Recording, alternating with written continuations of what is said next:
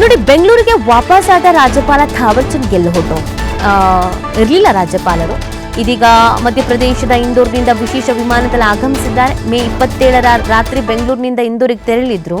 ಅವರ ಸಂಬಂಧಿಕರಿಗೆ ಯಾರಿಗೂ ಅನಾರೋಗ್ಯ ಇತ್ತು ಅಂತ ಇದೀಗ ಬೆಂಗಳೂರಿಗೆ ವಾಪಸ್ ಆಗಿದ್ದಾರೆ ರಾಜ್ಯಪಾಲ ಥಾವರ್ ಚಂದ್ ಗೆಹ್ಲೋಟ್ ಅವರು ಅನ್ನೋದ್ರ ಬಗ್ಗೆ ಮಾಹಿತಿ ಸಿಗ್ತಾ ಇದೆ. ರಾಜೀನಾಮೆಯನ್ನು ಕೊಟ್ಟಿದ್ರು ಅಲ್ಲ ಸಿಎಂ, ಅದು ಅಂಗೀಕಾರ ಆಗಬೇಕಾಗಿದೆ. ಸದ್ಯಕ್ಕೆ ಅಂಗೀಕಾರ ಆಗಿರಲಿಲ್ಲ, ಬಿಕಾಸ್ ರಾಜ್ಯಪಾಲರು ಇರಲಿಲ್ಲ ಅಂತ. ಇದೀಗ ರಾಜ್ಯಪಾಲರು ಬಂದಿದ್ದಾರೆ. ಹಾಗಾಗಿ ಇವತ್ತಿನ ಬೆಳವಣಿಗೆ ತುಂಬಾ ಇಂಪಾರ್ಟೆಂಟ್ ಆಗುತ್ತೆ. ರಾಜ್ಯಪಾಲರ ಅನುಪಸ್ಥಿತಿಯಲ್ಲಿ ವಿಶೇಷ ಕಾರ್ಯದರ್ಶಿಗೆ ರಾಜೀನಾಮಾ ಪತ್ರವನ್ನು ಸಲ್ಲಿಕೆ ಮಾಡಿದ್ರು ಸಿಎಂ.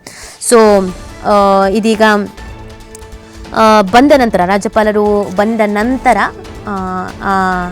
ರಾಜೀನಾಮೆ ಏನಿದೆ ಅದು ಅಂಗೀಕಾರ ಆಗತ್ತಾ ಅಥವಾ ಇನ್ನೇನು ಎತ್ತ ನೋಡಬೇಕಾಗತ್ತೆ. ಇದು ಕೂಡ ತುಂಬಾ ಇಂಪಾರ್ಟೆಂಟ್ ಆದ ವಿಚಾರ. ಪ್ರಮುಖ ಘಟ್ಟದಲ್ಲಿ, ಪ್ರಮುಖ ಸಂದರ್ಭದಲ್ಲೇ ರಾಜ್ಯಪಾಲರು ಇರಲಿಲ್ಲ. ಹಾಗಾಗಿ ಒಂದು ಕ್ಯೂರಿಯಾಸಿಟಿ ಕೂಡ ಬಿಲ್ಡ್ ಆಗಿತ್ತು, ಅಯ್ಯೋ ರಾಜ್ಯಪಾಲರೇ ಇಲ್ಲ ಈಗೇನು ಅಂತ. ಅದಾದ ನಂತರ ರಾಜ್ಯಪಾಲರ ಅನುಪಸ್ಥಿತಿಯಲ್ಲಿ ವಿಶೇಷ ಕಾರ್ಯದರ್ಶಿಗೆ ರಾಜೀನಾಮೆ ಪತ್ರ ಸಲ್ಲಿಕೆ ಮಾಡಿದ್ರು. ಅವರಿಲ್ಲ, ನಾನು ತಗೊಳಕ್ಕೆ ಬರಲ್ಲ, ರಾಜ್ಯಪಾಲರೇ ತಗೋಬೇಕು, ಇದೆಲ್ಲ ಆದ ನಂತರವೂ ಕೂಡ ಅವ್ರಿಗೆ ಕೊಟ್ಬಿಟ್ಟು ಬಂದಿದ್ರು.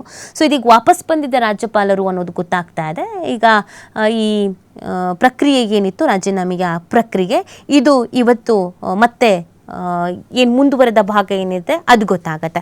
ಸೊ ಒಟ್ಟಿನಲ್ಲಿ ತ್ವರಿತಗತಿಯಲ್ಲಿ ಆದಂಥ ಬೆಳವಣಿಗೆಗಳು ರಾಜ್ಯದಲ್ಲಿ ಇದು ಸಹಜವಾಗಿ ಕುತೂಹಲಕ್ಕೆ ಕಾರಣವಾಗ್ತಾ ಇರೋದು. ರಾಜ್ಯದ ಜನತೆಗೆ ಒಂದು ನಿರೀಕ್ಷೆ ಅಂತೂ ಇತ್ತು ಬಿಡಿ, ಸಿಎಂ ಬದಲಾಗ್ತಾರಂತೆ ಅಂತ. ಬಟ್ ಹೆಂಗೆ ಅನ್ನೋದು ಪ್ರಶ್ನೆ ಇತ್ತು. ಅಯ್ಯೋ ಸಿದ್ದರಾಮಯ್ಯನವ್ರ ಕೈಲಿ ರಾಜೀನಾಮೆ ಕೊಡಿಸ್ತಾರಾ, ಏನಂತ್ಕೊಬಿಟ್ಟಿದ್ದಾರೆ, ಹುಡುಗಾಟನ ಅದು ಅಂತ. ಬಟ್ ಅದು ಹೋಗಿದೆ.